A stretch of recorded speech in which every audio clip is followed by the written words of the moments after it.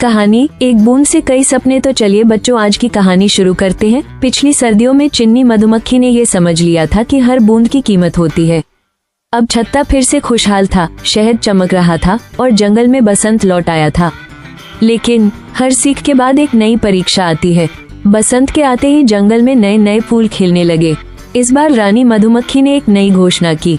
रानी मधुमक्खी, इस साल हमारा छत्ता सिर्फ अपने लिए नहीं बल्कि पास के कमजोर छत्तों की मदद भी करेगा। सब मधुमक्खियां चौंक गईं।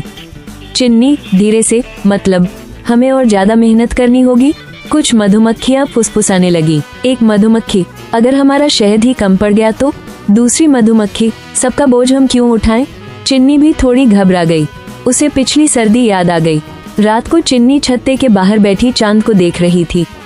चिन्नी सोचते हुए, अगर हर बूंद जरूरी है तो क्या हर मदद भी जरूरी नहीं। उसे दादी बीरा की आवाज याद आई, बेटा शहद जितना बांटो उतना ही मीठा होता है। अगली सुबह चिन्नी सबसे पहले उठी।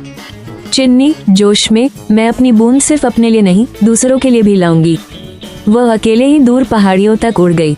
जहाँ फूल कम थे, हवा तेज थी। तेज हवा ने चिन्नी को थका दिया। उसके पंख कांपने लगे। तभी उसे एक छोटा सा छत्ता दिखा, टूटा हुआ, खाली, उदास। वहाँ की मधुमक्खियाँ बहुत कमजोर थीं। कमजोर मधुमक्खी, हमने कोशिश की लेकिन हम अकेले थे। चिन्नी ने अपने पराग का एक हिस्सा दिया।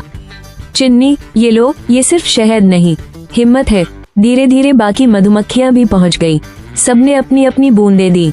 कुछ ही दिनों में छोटा छत्ता फिर से चमक उठा। फूल फिर से खिलने लगे। रानी मधुमक्खी ने सभा बुलाई। रानी मधुमक्खी, चिन्नी ने हमें याद दिलाया, मेहनत सिर्फ जमा करने के लिए नहीं बांटने के लिए भी होती है। सब मधुमक्खियाँ झूम उठी। सीख, एक बूंद मेहनत सिखाती है, कई बूंदें मिलकर दुनिया बदल देती है। चिन्नी मुस्कुरा रही थी। अब वो सिर्फ मेहनती नहीं, प्रेरणा बन चुकी थी। मेहनत के साथ दया भी जरूरी है। वन बांटने से कमी नहीं, बढ़ोतरी होती है। वन सच्ची सफलता दूसरों को उठाने में है। वन एक छोटा कदम बड़ा बदलाव ला सकता है।